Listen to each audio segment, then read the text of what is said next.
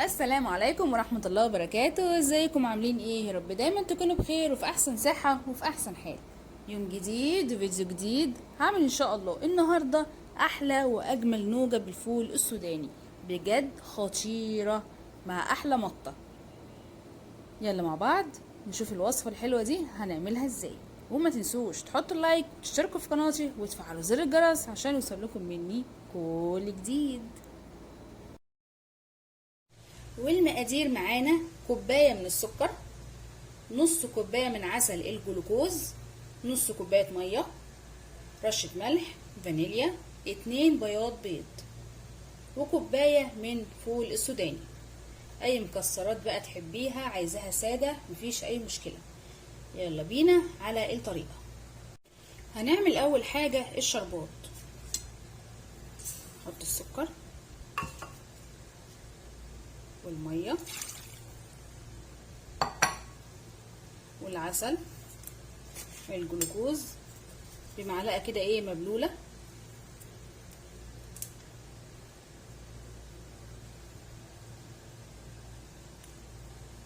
عشان ما يلزقش في البولة.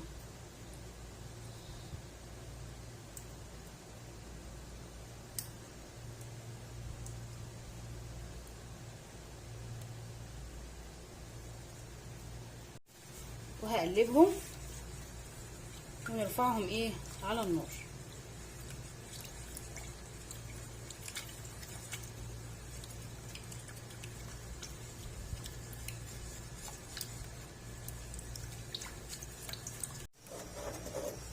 حطيته على النار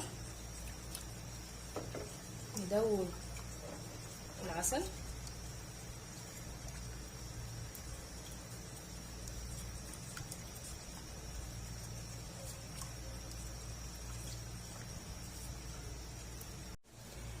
وهو على النار. هنحط بياض البيض، نضربه، رشة فانيليا، ونضرب. هنضرب فيه كويس قوي لحد ما يدينا القوام بتاع الكريم شانتيه.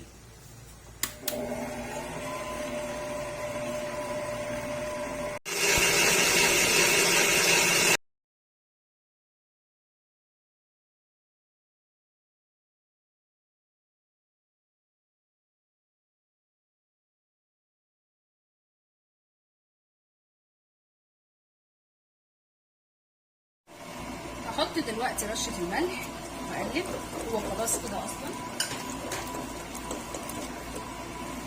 هنزل بيه على بياض البيض. هنزل بيه دلوقتي سرسوب على بياض البيض.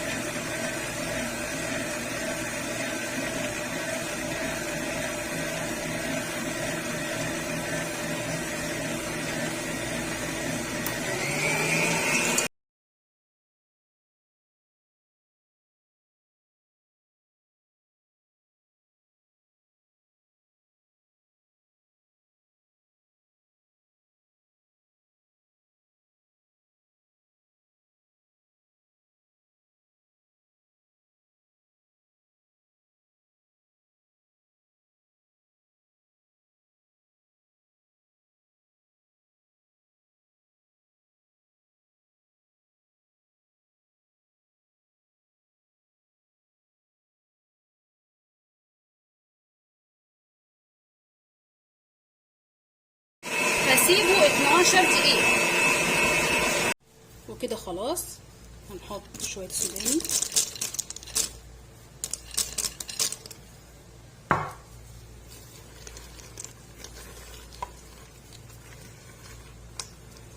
جميلة قوي، طعمها حلو.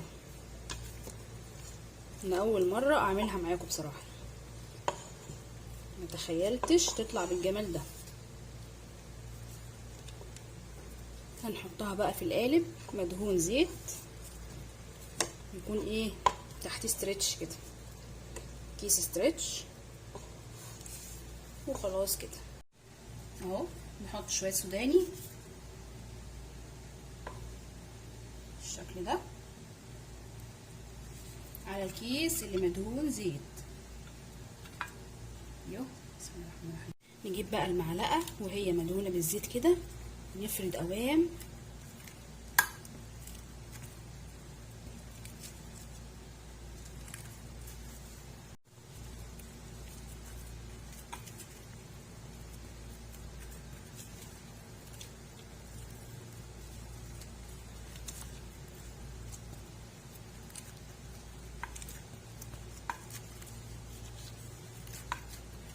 بالشكل ده.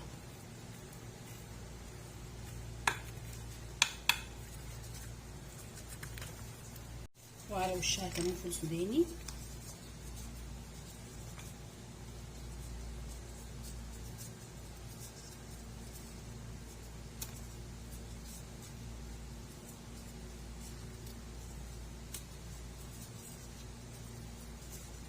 بالشكل ده.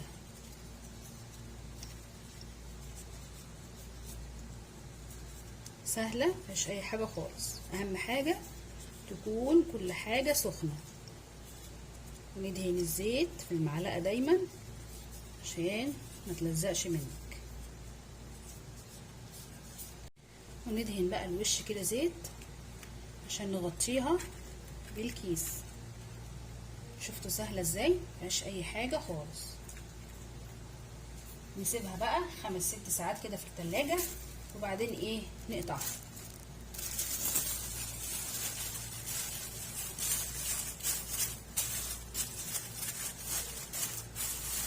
وخلاص كده.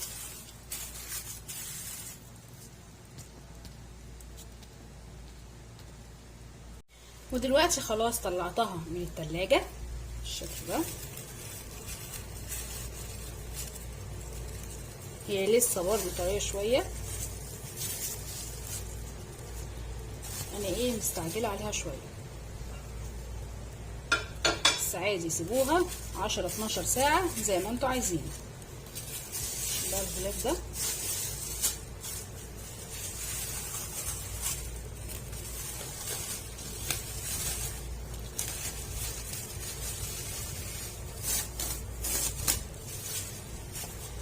نرش ايه شويه نشا، ونحط على السكينه كده نشا عشان ما تلزقش واحنا ايه بنقطع.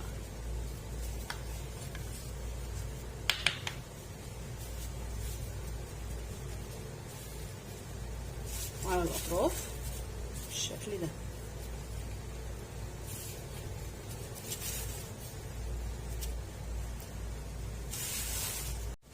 بسم الله الرحمن الرحيم. نقطع بقى.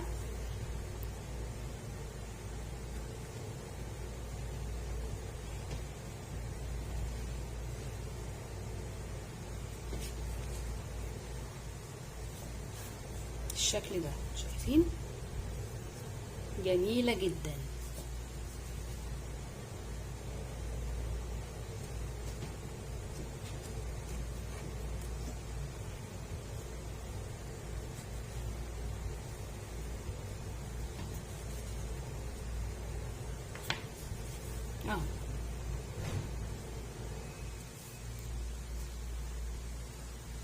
هكمل تقطيع وارجع لكم.